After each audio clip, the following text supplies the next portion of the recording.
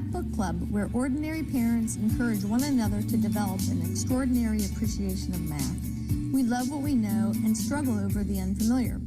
Through weekly conversation and exploration among friends, we can begin to enjoy ideas that seem difficult. Join our book club as we discover how math helps us to know God and to make Him known. Hello and welcome, everybody. It is Wednesday, June the 18th, and I am going to share my screen.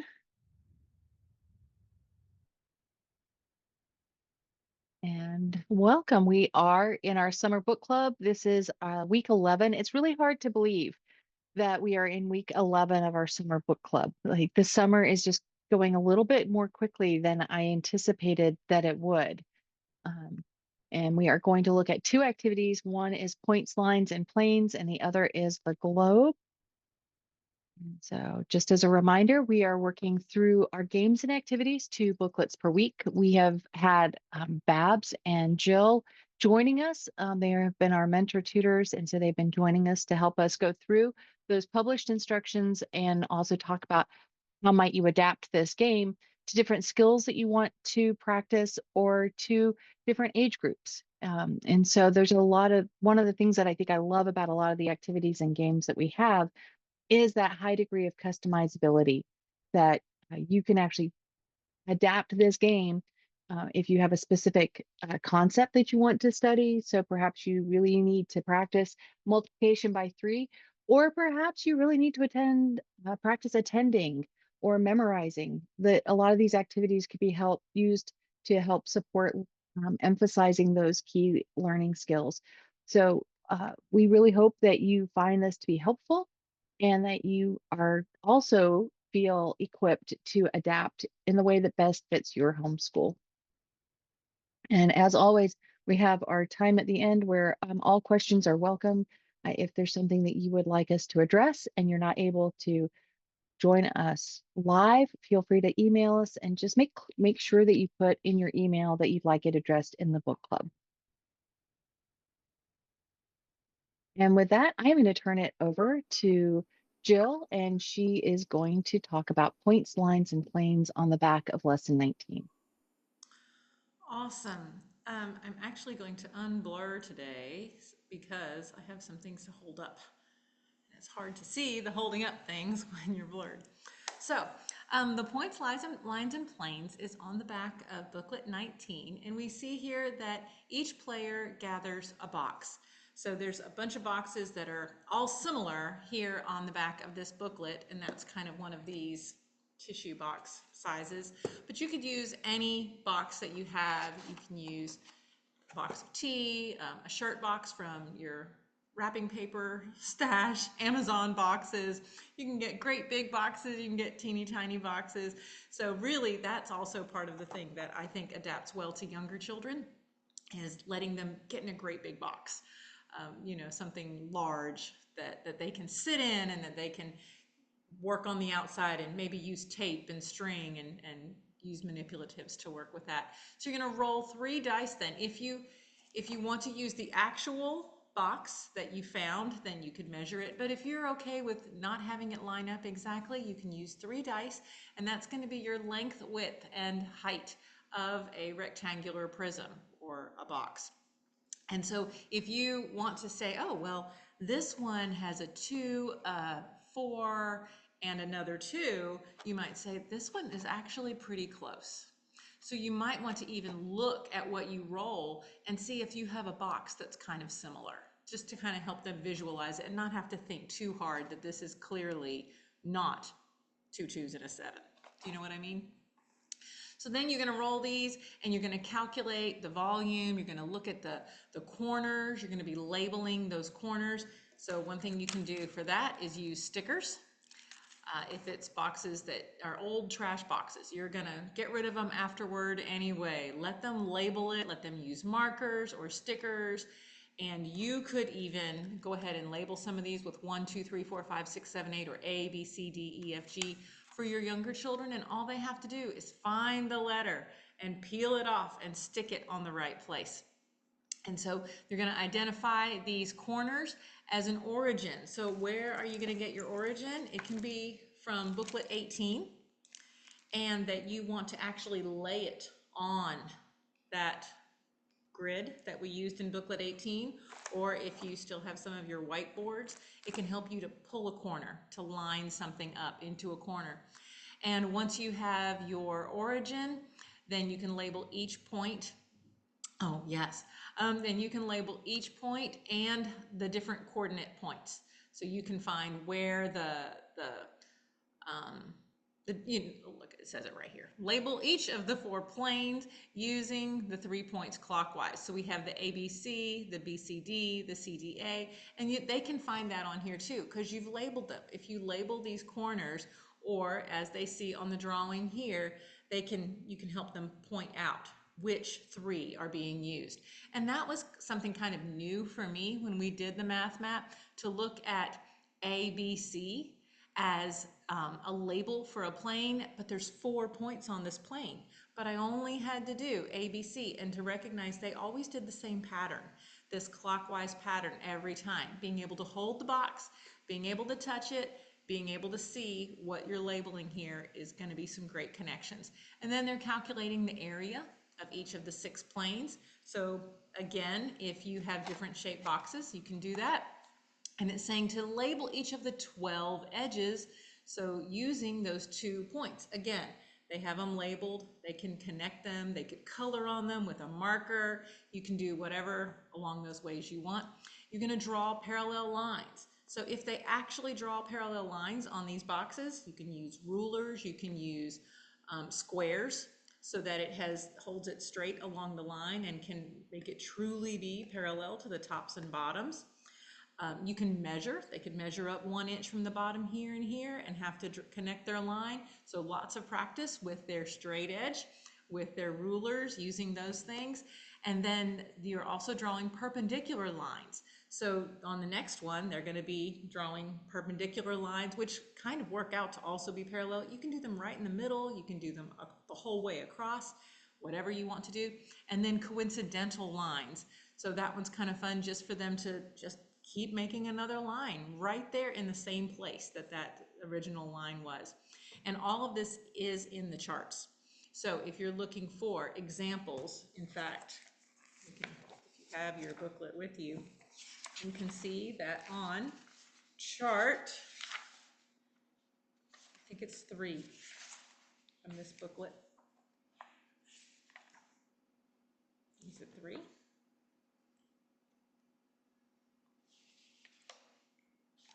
Well, Kirsty, do you know if it's 3?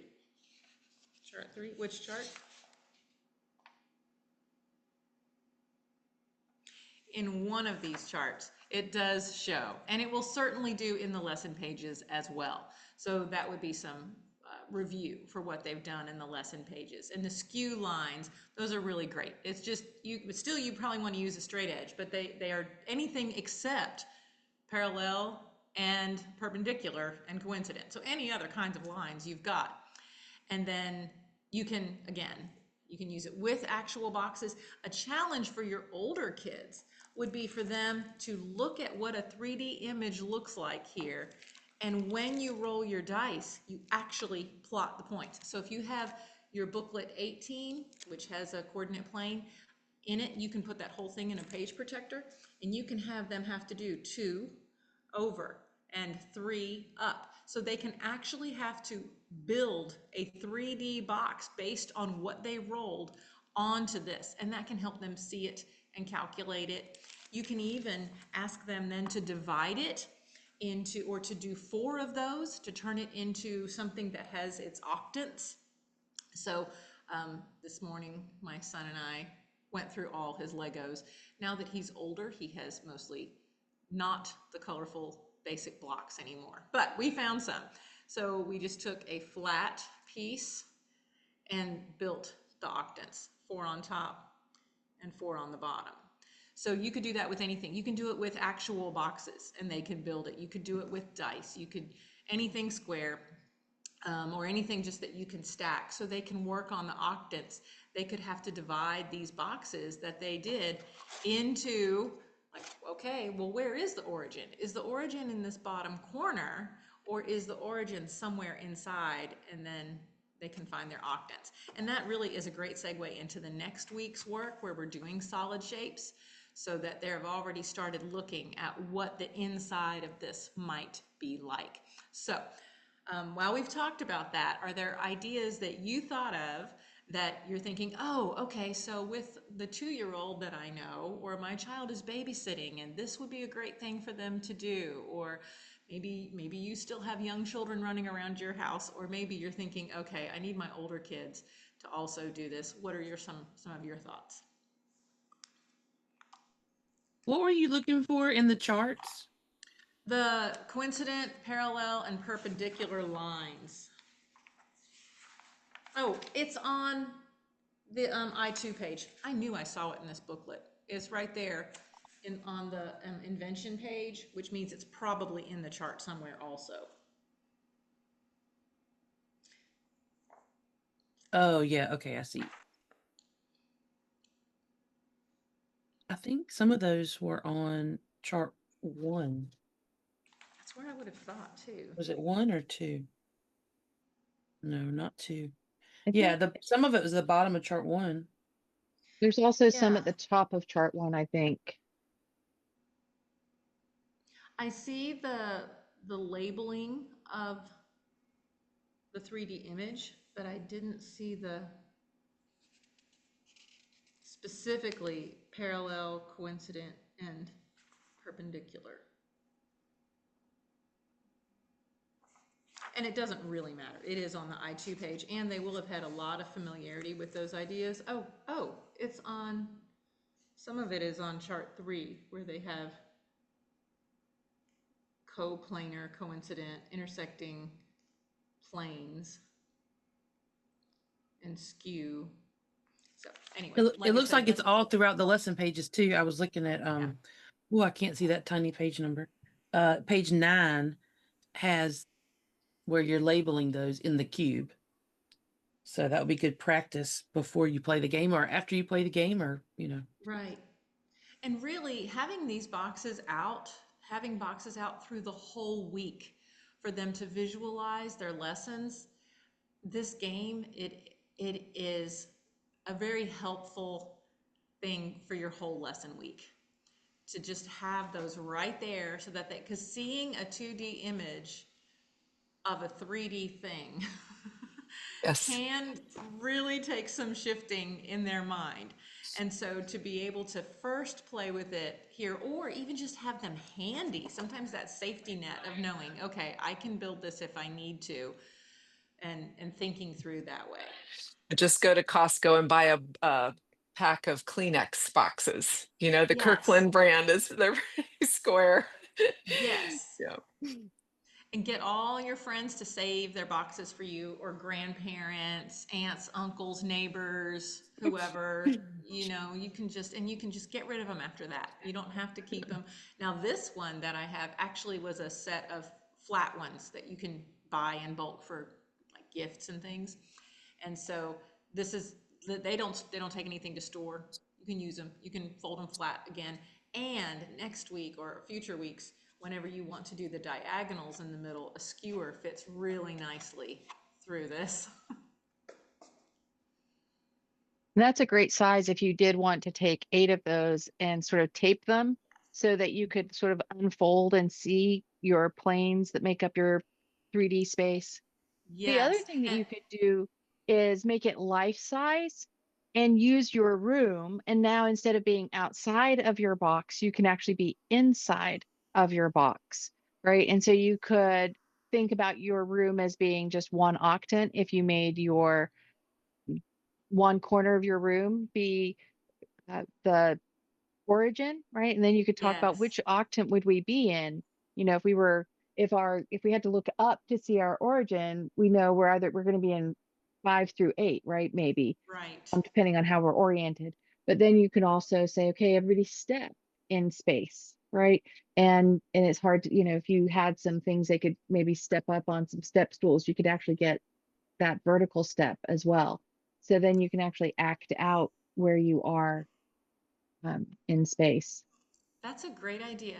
And if you had, it wouldn't, you might not want to string, like mess with pictures on the walls and ceiling fans and things, but if you had a large enough box that you could look into as well, you could even put string through the middle, tape string to the sides. You could let your younger kids have to well, okay, let's make some parallel lines within this. It can almost be like a spy game. If you're the kind of person that lets people tape things all over your hallway, you could do those strings through your hallway on a rainy day, skew, parallel, perpendicular. Yes, like a fridge or stove box, but even, just I don't know, a box that your latest kitchen appliance came in that you can reach down inside.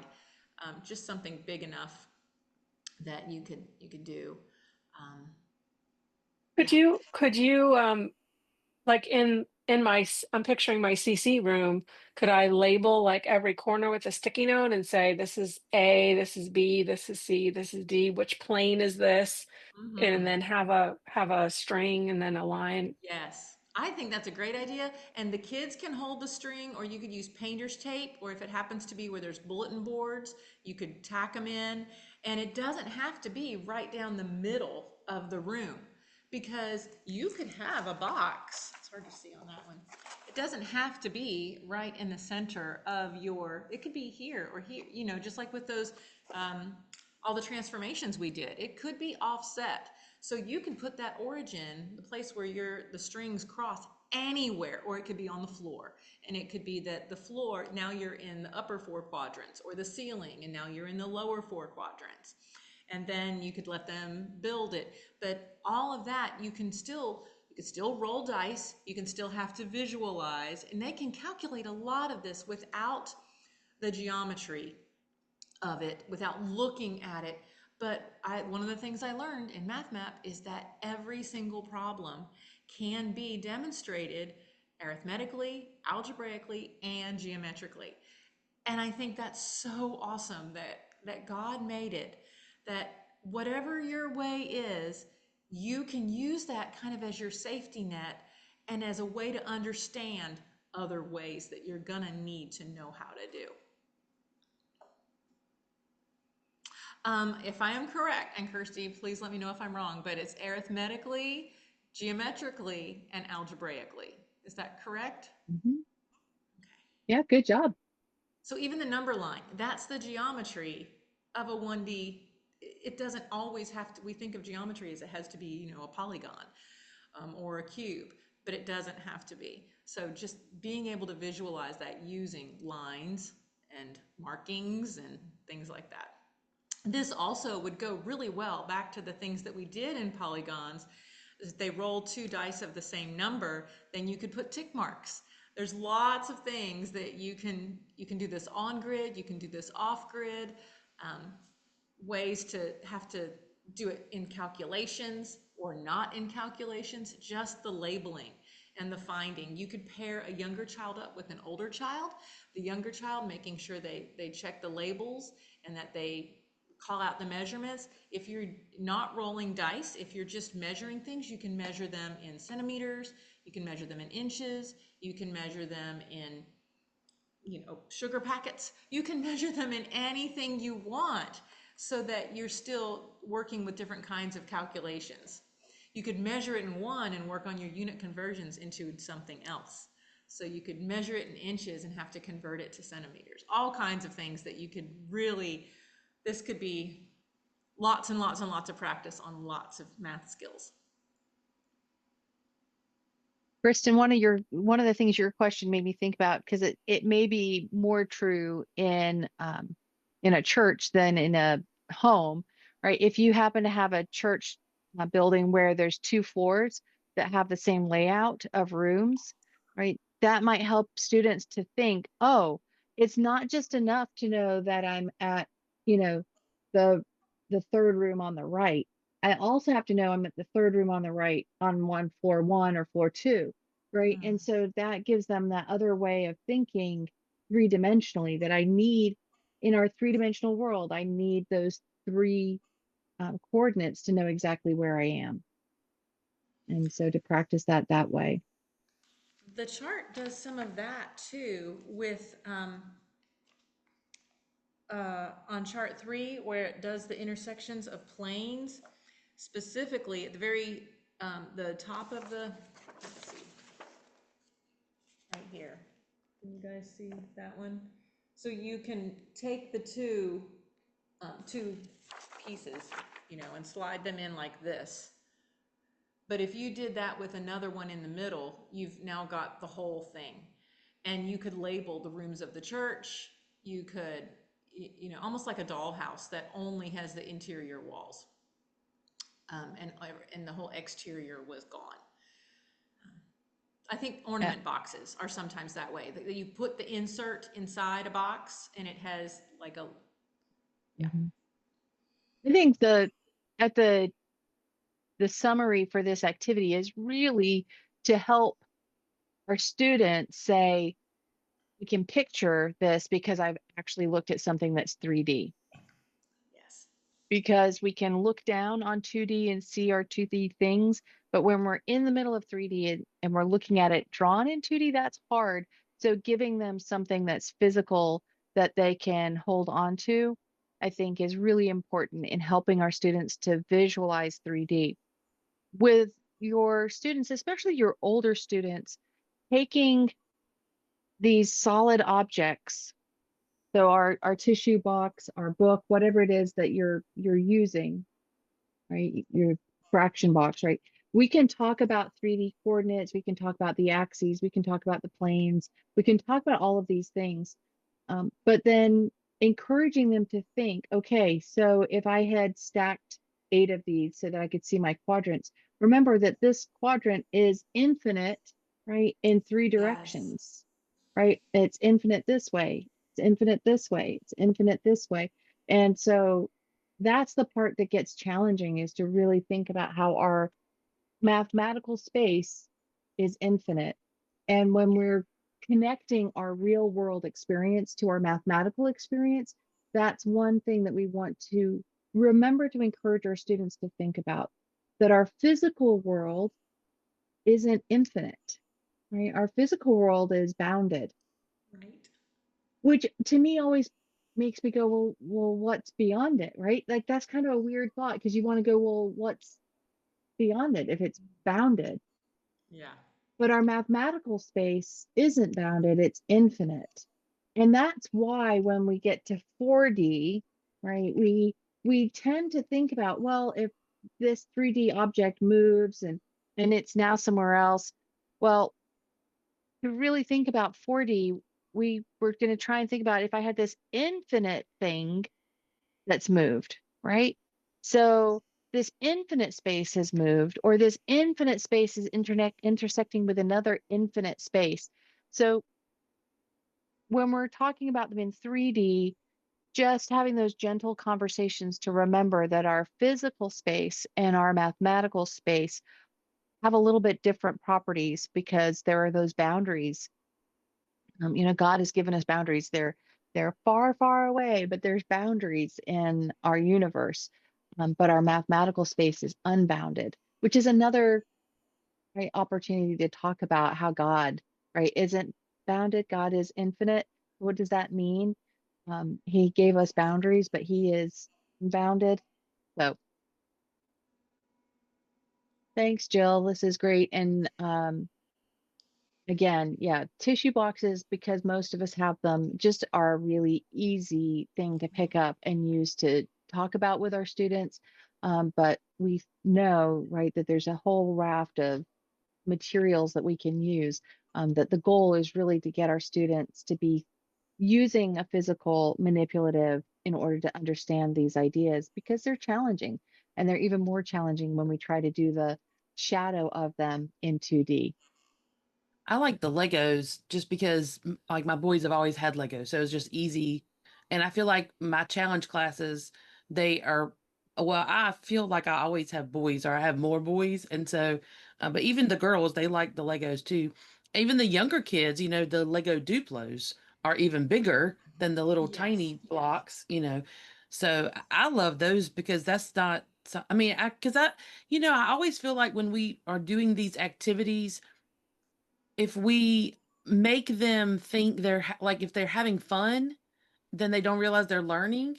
And so if I bring out a tissue box, my kid's gonna be like, wait a minute. Are we learning? Is this a teaching moment? But if I dump out the Legos, right, then they're like, oh, we get to play with Legos. So I think it's all about presentation, right? And so I like the idea of the Legos. We use Legos for lots of things, and they don't even realize we're learning. Like in community, we'll talk about sorting. And so we'll dump out the Legos and then they sort, based on color or shape or whatever it is. So there's so many things you could do with those. So I'm glad that you showed the Lego and, really showing them kind of like what you were talking about building with other things. And I liked how you had it was like a little black line in between. So then Oh, you can yeah. kind of see the differences. I like that because that shows you where they begin and end. And so I like seeing that too. Yeah, you could roll your dice and say, I need 2 Legos high, I need 7 Legos long, that you could definitely build what you roll. And Kristen, when you were showing the file that you shared, similar things to that are, I want to say it's on booklet 20 in the charts where you do unfold shapes. And so it really unfolding these and finding the area as well, and then area compared to volume of folding something back up. That the file you shared would be good for the activity on 19 and using in, I think it's 20. I want to say it's 20. And just for people who might be watching it later, it's just a template of a dice where you can Yeah. Google that and see it. Um, but yeah, I like building your own too, because that's another part of kinesthetic, right? You're building something and then you're continuing to use it with the activity. And it's very good for visualizing surface area, you know, versus volume. What's the difference between those two? Looking at that template, very good visual. Yeah. I was going to say too, I really like the string, like when Kirsty's talking about us trying to picture that these go on infinitely. It's kind of hard when you have a box. But if you had 2 kids holding a string in one direction and 2 kids holding a string crossing it, and maybe you tape one from the ceiling that can be your, vertical axis, and then just trying to, so those strings still have a length, but like if we can picture that those strings just go on forever, that gives more of the unbounded feeling. It's kind of like your dollhouse without exterior walls kind of idea, Jill. But with string, you can make it even longer. I don't know, it helps your brain go a little farther with it. Yeah, that idea of the infinite is it's a big deal. The first time that I talked about infinite in, I think it was this booklet, and we talked about what a circle is in 2D and what that would look like in 3D, and the fact that it is infinite, really, that was a hard concept for the students to grasp. It took some time.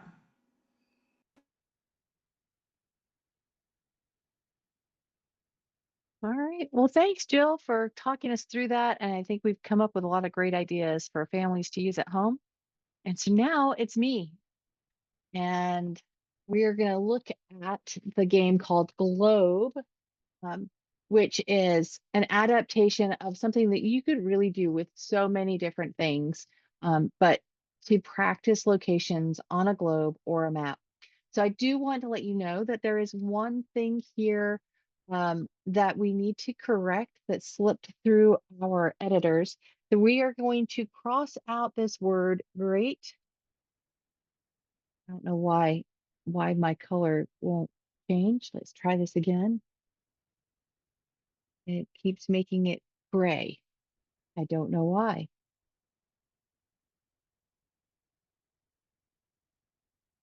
Let's see. Well, hopefully you can see that I have crossed out the word great. And you could think of this as major or geographic. I like geographic. But the issue is that a great circle is a specific type of circle on a sphere. A great circle always shares the same center as the sphere. So it has, if we look at, for example, the Tropic of Capricorn, right, that's here at 23.3 degrees south, right? If we were to look at this around, its center is not going to be the same as the center of the globe, right? It's going to be lower down, and it's going to be smaller. The circle itself is going to be smaller than the greatest circumference, the circumference of the globe. So our great circles, by definition, have the same center and they have the same radius, which means they're going to have the same circumference. They're going to be the biggest circle you can get out of that globe. So not all of these circles are going to be great circles. So as we look at this, before we get into the game, let's go ahead and take a look at this activity. And I'm just going to try one more time to see if I can get this to change colors for me, because I don't know why it's being so, never had this problem before. So let's look at our North Pole, right? That point is here. And that is a point, right? So a single point on our globe is our true North Pole. Now, if you are, this just happens to be fun stuff for me, the globe and navigation. So I'm probably going to say more than we need to say. But if you have Challenge A students or students who really enjoy geography, this is a great time to talk about the difference between true north and magnetic north. Or if you have students, remember in foundations, I'm assuming they still do the same activity where you've got the really strong magnet and then you sprinkle the iron shavings around it, and they would align to show you where the poles of that magnet were. And then you would sprinkle it with lemon juice so that it would rust. And then you could actually have a permanent picture of the magnetic fields around that magnet. So that's the same thing with Earth, right? It's like Earth is this great big magnet and it's got these magnetic fields, and it's the orientation of those magnetic fields that are going to determine our magnetic north and south poles. Those move, right? Because we know our Earth isn't solid, that there's things inside that are moving around. So those magnetic fields flux, that the poles, the magnetic north and south poles, are moving around. They are generally going to be predictable in their movement. So if you look at a map, Did I leave my or water bottle at home? if you look at a map or a chart, it'll usually say on there what the difference is. It'll say where the magnetic north is and how much it's moving each year. And so that's kind of a fun thing if you want to talk about that with your students, right? That our North Pole is determined by our latitude and longitude, our true north, but that magnetic north is sort of always moving around. The reason it matters is because if I'm using a compass, that Where's compass is going Marcus? to align itself to Marcus? Nicole, you're not muted in case you thought you were. Oh, I'm Um, sorry. that's okay. So my compass is going to align with our magnetic north. So if I want to go due north, true north, right, I'm going to need to make an adjustment there. When we look at this activity, the globe, as I mentioned, we are going to cross out this word at the bottom that says great circles, because these are not actually great circles. Some of them are and some of them are not. A great circle, by definition, is a circle that has the same center as the sphere and the same radius as the sphere. So it's the biggest possible circle that I can get out of that sphere. And we can see here, if we look at our Tropic of Capricorn, right, its center is going to be somewhere, if this continued down, its center is going to be somewhere not in the center of the sphere. And if I was to cut my sphere at that point, it's actually going to be smaller than the biggest circle that I could get. So some of our lines, some of our circles are going to be great circles, but not all of them. And so I just wanted to point out there that there's 7 circles listed here that are not all great. So let's So talk about these. is Oh, the go ahead. is the equator a great circle, right? The Because equator it's is, at the okay. yes. So let's take a minute and let's talk about these points that are on the globe, and then we'll talk about the game. So the first one is the North Pole. And so I'm actually going to show you, we've got the North Pole here, and then our South Pole we can't see because we haven't given you sort of the backside view. We can only see one side of our globe. And those two poles are single points, and they are determined by our latitude and longitude. They are fixed points. They do not move. They are always there. Unlike our magnetic north and south, and magnetic north and south can move. They actually move around somewhat predictably. They move around. And if you remember that foundations experiment where we did the magnet and we sprinkled the shavings and you saw those lines, right? If I had oriented that magnet differently, those lines would have been different. So that's what happens with our Earth, that things kind of move. That sort of magnetic field sort of moves a little bit. So those poles are also going to move a little bit. I think there's a great spiritual conversation you can have there where we can talk about true north, right? God is our true north. He is unchanging. He is always in that one. Well, he's always everywhere, right? But if we think about him being a place, right, or a direction, he's unchanging. We can be absolutely certain and take comfort, right, that he is our true north and he's not changing. He's not moving. It's not a moving target. Our magnetic north, to me, sort of feels like those things that are good, but maybe not always true, right? And so there's a lot of things that maybe are good things, right? Like, oh, it's really good to be generous to people, right? That is a good thing, and it's a biblical thing. But if I start using that as the guide stone to my life, right? I'm doing something good, but I might not be hitting God, right? That magnetic north, more often than not, doesn't line up with true north. And so, good things, if I start following the good things, can distract me from the true thing, which is where we want to be headed. And so, when we're navigating, usually we want to be headed in the true direction. And so when I use my compass, and my compass is a magnetic, right? And my compass lines up with the magnetic north, I want to correct that. I want to look on my map and see what is the correction so that I can correct my heading from this magnetic heading over to the true heading, right? I always want to be headed in the true direction.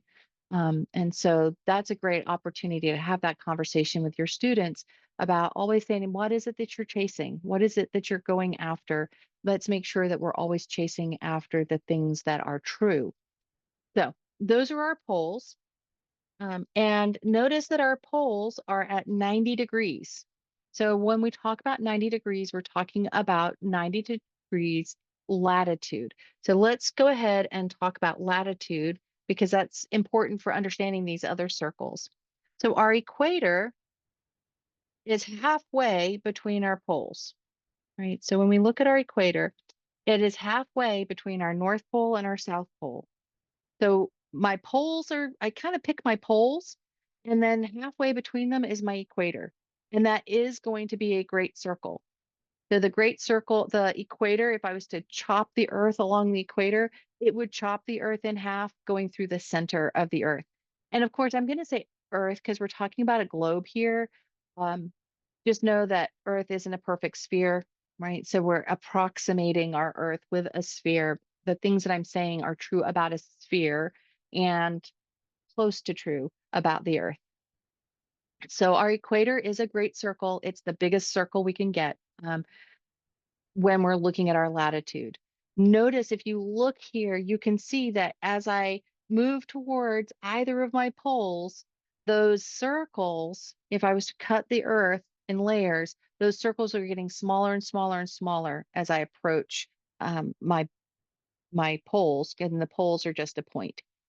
Now, how I measure that 90 degrees, notice here, we agreed the other day that this may be a little bit confusing. So this longitude goes with this line here. This 30 degrees is 30 degrees of latitude. And so my latitude is measuring my angle from the, right, with my vertex at the center, and it's measuring my angle from the equator, right? So I can either be at 0 on the equator, or my angle gets bigger and bigger and bigger until I'm at 90 when I get up to my pole, right? So that's how that angle is measured, between 0 and 90. All those lines that go around, right, are lines of latitude, meaning those are the lines, all the places that have the same angle. So if my angle is 30 degrees, right, if I was to spin this around, right, where sort of like that, all of the locations that are 30 degrees from the equator are going to be on that line of 30 degrees latitude. Okay. So it looks like my latitude goes this way because what it is, it's measuring that angle. All right. And so that's my latitude. My longitude, notice that every line of longitude, which is called a meridian, all of those meridians, all of those lines of longitude pass through my poles. Every line, because it passes through my poles, every line of longitude is a great circle. So so those are all great circles. Not all of my latitude circles are, only the equator, but all of my longitude lines are great circles. Those measure my angle this way, right?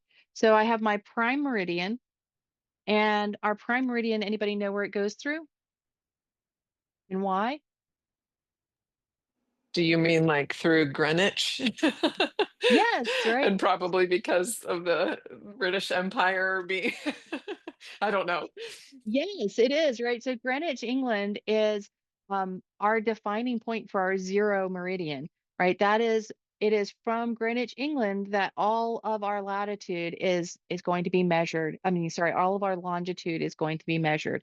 And we're measuring an angle again with the vertex at the center.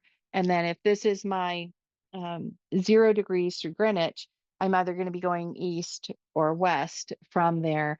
And we're going to go up to 180 degrees, right? So notice that our latitude, we only go to 90 degrees, either north or 90 degrees south. Our longitude can go 180 degrees, either east or west. And yes, because the British were at sea, they were the ones that were most concerned about being able to know where they were in the world. And it was actually using time was so important. But having an accurate timepiece was the earliest way that they navigated, right? Because if you could keep time and know how long you had gone, and then look at the sun and so forth, that was the most important thing you could have. And so on old ships, right, having that chronometer, that timepiece was essential. And it was always compared to the timepiece that was at Greenwich. And so that's why our time historically has always been measured from Greenwich, England, because that was at the observatory there. So our longitude, right, is measured going around our globe from 0, either east or west, and it meets itself on the back. That's not pictured here, at our international date line, right? Because we know that there are how many hours in a day? 24 hours in a day. And so at some point the date has to change, and so it is essentially 12 hours. So if our prime meridian is here, my time is going to move forward in one direction and it's going to go backwards in the other direction until we get to where those two meet, and that's our international date line. And so that's where our time hops. If you look at it, it is not along a meridian though, right? So when we think about time and time zones and all of those things, they do not nicely fall along a meridian the way we would like them to, because they have been drawn with political concerns, right? So especially that date line, if you look at it, it's like a big zagged line to try and keep it going through the ocean and not through a country. Because can you imagine if you stepped across a line and all of a sudden it was a different day? So they avoided that by making sure that that line goes through the ocean and not through a country. So those are all of our lines and our circles that we're going to look at. So I, again, looking on your globe and identifying these. You've got your Tropic of Cancer, which is around here. I've got your Tropic of Capricorn there, right? And that is actually what we use to define the tropics, right? When we talk about the tropics, we're talking about between 23.3 degrees north and south. If you need help, the way I always remembered this was, right, when you think about the Tropic of Cancer, a lot of times we think of cancer as being an upper body disease first, and then the Tropic of Capricorn, you get corns on your feet. So that was always how I remembered which one was north and which one was south. So that is our globe. And it probably, for this game, is important for our students to have some sense of what we're talking about when we're talking about latitude and longitude, north and south, east and west, and how that falls on the globe in order to do this. You can certainly play this game just using numbers, but in order to play it on the globe, I think you need to have some basic understanding of where things are. So our game is really a higher lower game. One person is going to pick a location on the map. They're going to choose their 0 to 90 degrees, either north or south. Then they're going to choose their longitude, their 0 to 180 degrees, east or west. So I might have a number in mind, and Jill might be my guesser, and she might say, I'm going to guess 90 degrees north. And if that's not what I had said, I'm going to say lower, right? Because she picked an extreme. And then she's going to do the same for my longitude. And we're going to keep doing that. I'm going to keep saying higher, lower until she gets to where I had, right? With the numbers that I had chosen. And so you keep doing that until she guesses it. Once once you have guessed those values correctly, then you can pull out your map or your globe and go find that location and see if you can name the continent or the country where that location was. Now, that is the straightforward way to play this. And you notice that I said you could play this game really with anything because it's just a higher, lower. You don't really need to understand until you go to look on the globe or the map where things are located. An alternative to really integrate it even more closely with geography would be to begin by choosing a location, right? And so then I might, with my youngest ones, maybe I just pick continents.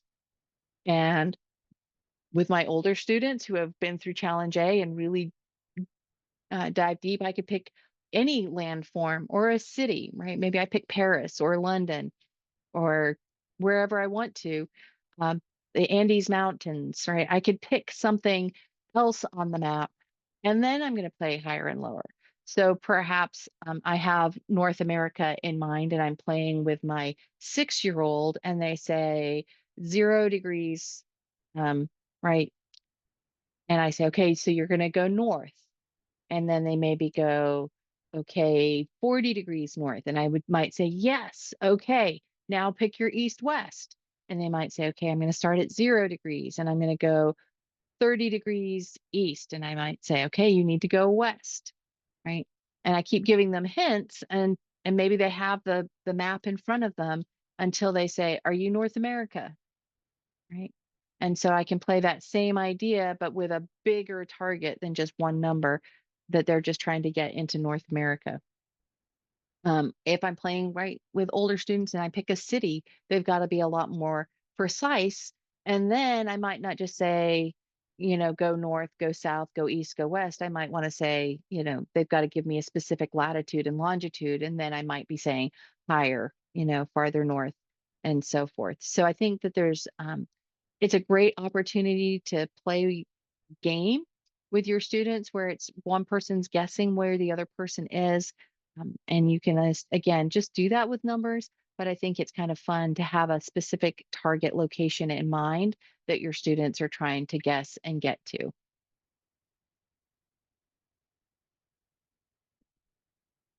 Other thoughts? I said a lot that wasn't really about the game, but I just get kind of excited about navigation. You could almost do this like a mental math where they have to have their map or globe out and track as you just give one after, and I'll start with maybe 5 of them, you know, to see if everybody winds up in the same spot or not. Or, you know, like how long can you go and see if we all get to the same location?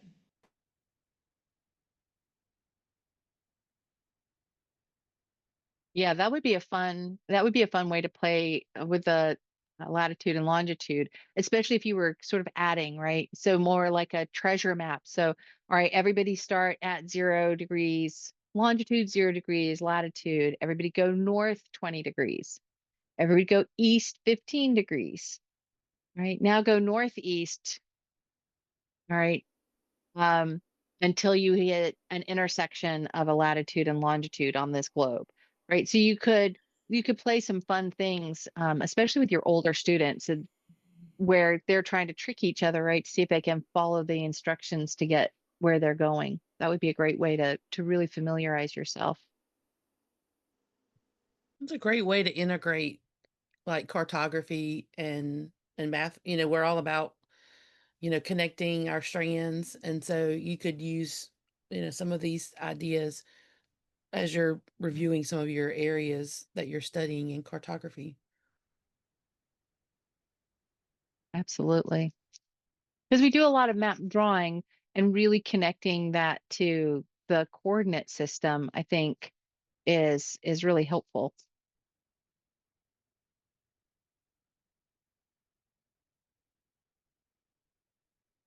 Any other ideas or things that you'd like to share about maybe how you've used globes?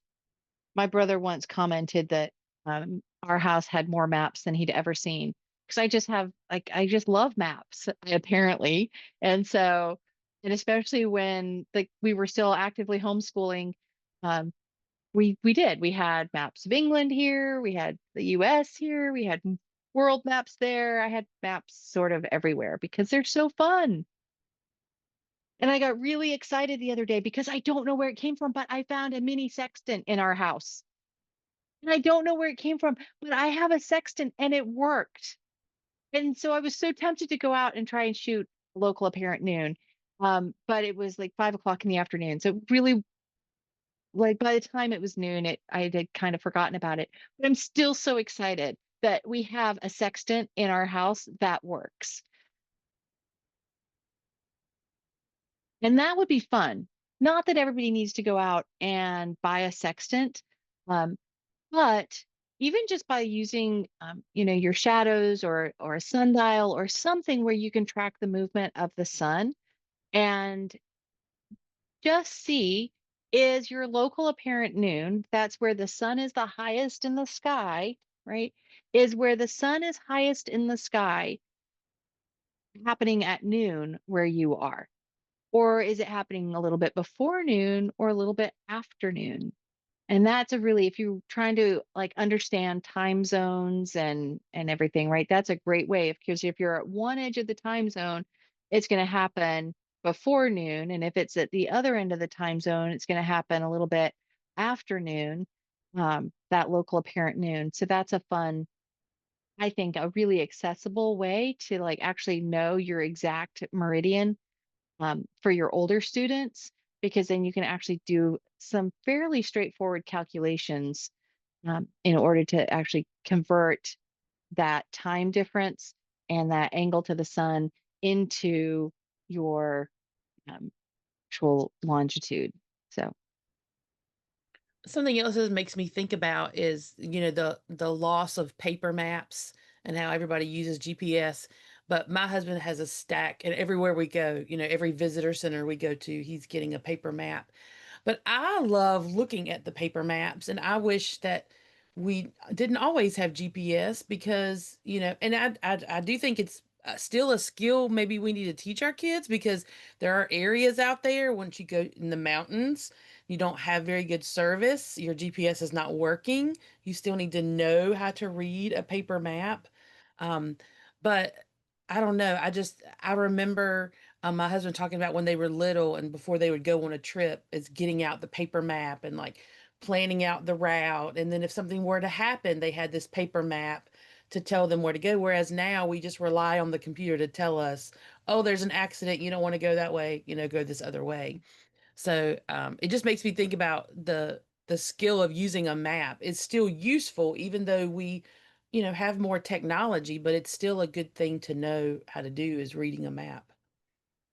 Babs, even just zooming out, right? Before you start a trip, when people put in their instructions, those maps are usually zoomed in. And just even if you just take the time to zoom out so you can see a bigger area and go, yeah, this is getting me where I want to go. And then reviewing that entire route. Am I going to the right place?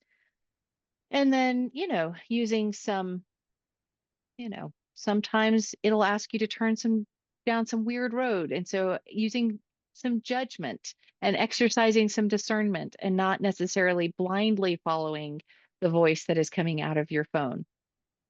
Yeah. I sometimes wonder if they get money for putting you on certain roads because they really, really, really, when we travel, there's an interstate that we like to avoid and they push us to it all the time. And we are constantly having to force to not get on that particular road.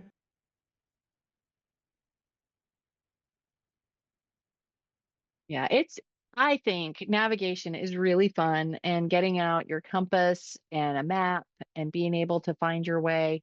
Um, that's one of the things that Luke is doing in Marine combat training is land navigation, right? And so being able to navigate where there are not necessarily roads, right? And where there may not be signal, but still being able to navigate, right, off grid, still using a grid. Or if you're on a boat, right? We have these great systems now that'll pick up the satellites and tell you where they are. But if that goes off, right, and you're in the middle of the ocean, right, how do you navigate? Because it's really interesting when you're in the middle of the ocean, you don't actually necessarily have a chart. You just use like grid paper to navigate, right? And you label it and you know where you're going that way. So that requires us again, right? So there's all these tools, but that analog way of navigating, I think, is a skill, and it's something that I think a lot of our students might enjoy doing. Well, thanks everybody. Thanks for bearing with me through the technological challenges in the middle there. And hopefully Christine and Emma will edit that out for our viewers of the recording. But I hope you all have a great week. Are there any questions? Sorry, I never got to our question slide here. Where's a reminder of where we are. So today we're doing 19 and 20. Next week we'll be doing 21 and 22. And then it's hard to believe we will be into July. So are there any questions? Does anybody have anything they would like to talk about today before we jump off?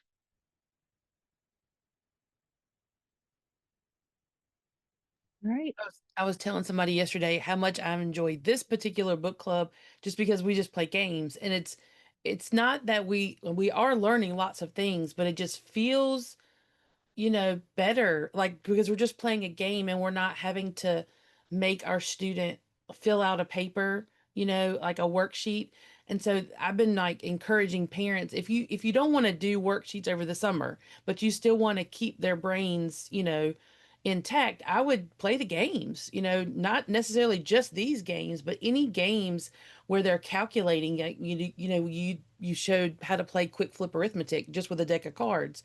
So anything that's continually getting them to continue processing, because if we don't, when we start back in August, sometimes it's like torture to get their brains back working again. So I encourage parents to at least do something over the summer so that their brains aren't just complete mush when they start back.